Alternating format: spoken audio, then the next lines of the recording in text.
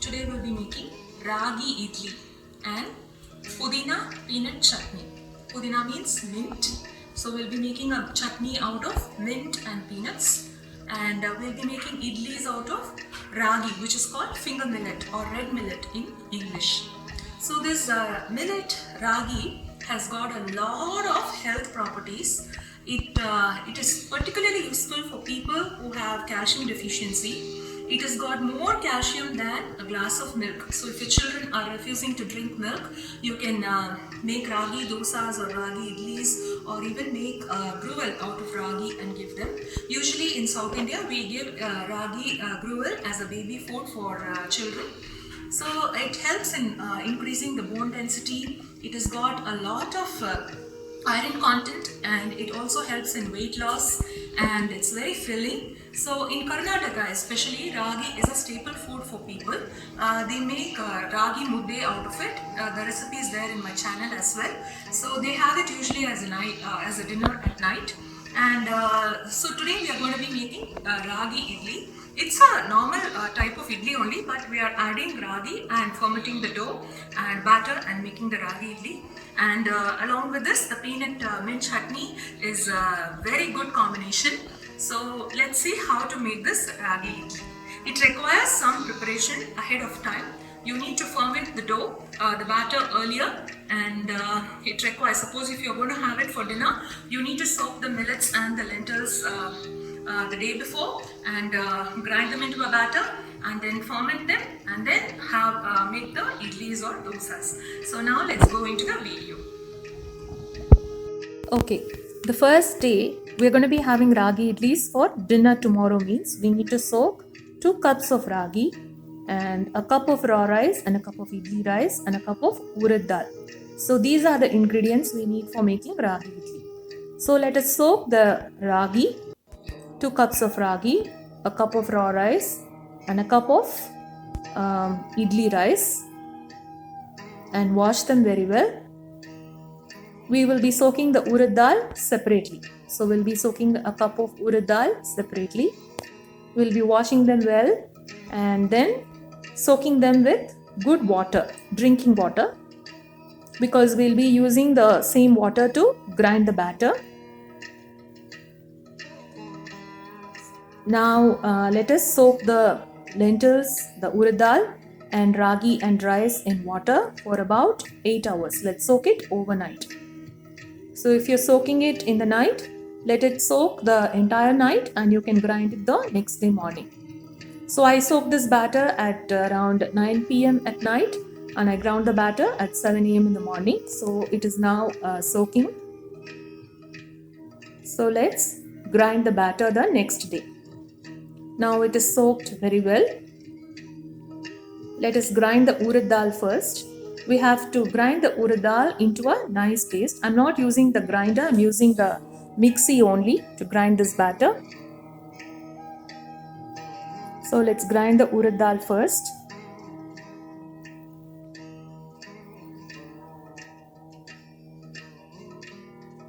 The urad dal is ground into a very nice batter.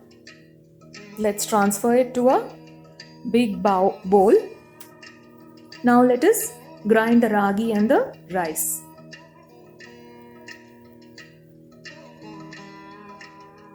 The batter should not be very loose or very thick. So now we've got the rice batter, rice and ragi batter as well, and we are adding enough salt and mixing it with hands very well, and we are going to be fermenting this batter for the entire day. So we're going to be having this for dinner. So I have made this batter around 7 a.m. in the morning, and we'll be having our dinner at 7 p.m. in the evening. So I'll be making the idlis around 6 p.m. in the evening. So let it rest. So after 8 or 9 hours, the batter seems to, you will be able to feel a different kind of odor. So the batter is fermented well. Let us grease all the idli plates with a little bit of oil, and let us pour in the ragi idli batter, and let us steam these idlis for about 10 minutes.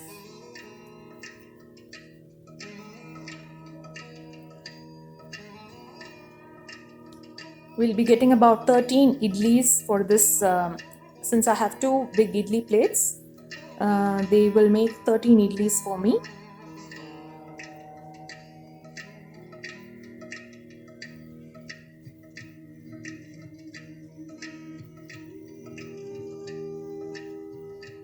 Once we pour all the batter, let us steam this in the idli cooker. We need to boil the water in the idli cooker beforehand, and when it is boiling really well, we need to keep these idli plates inside. And we'll be steaming for 10 minutes.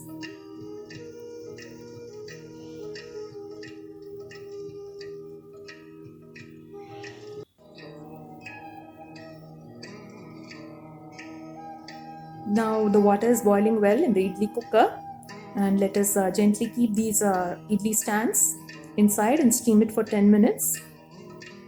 Let's check this after 10 minutes. Now the hot ragi idlis are ready. Let them rest for a while and then we will take them from the molds. Now we'll see what we need for mint peanut chutney. We have a bunch of mint leaves washed well, and we have a small pinch of tamarind and a small piece of ginger. We have about 8 to 9 red chilies, a teaspoon of urad dal, some peanuts, 2 to 3 tablespoons of peanuts. So we'll be frying all of this in hot oil. So we've heated some sesame oil and we are adding the urad dal first. And then we'll be adding the chilies and adding the ginger, peanuts. Let's fry the peanuts well because they are raw peanuts. You need to fry them for about 1 or 2 minutes.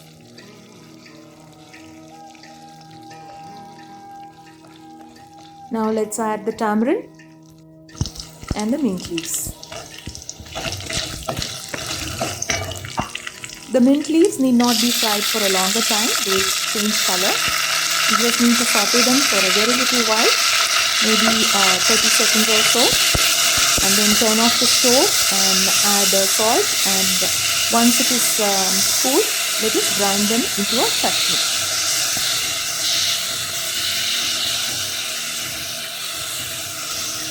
The chutney consistency can be adjusted according to your family's taste. Some people like thick chutney, some of them like thin chutney. So you can add water accordingly and then make a chutney. Now this is all it takes. The chutney is ready. It's ground well. Let's transfer it to a bowl.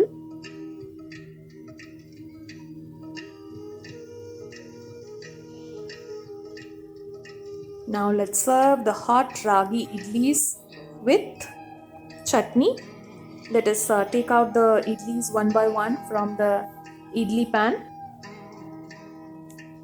The idlis are so fluffy. When you tear the idlis and when you press on them, they are so fluffy. Please do try this recipe and let us know. We have made some sambar as well, so we are serving the idlis with chutney and sambar.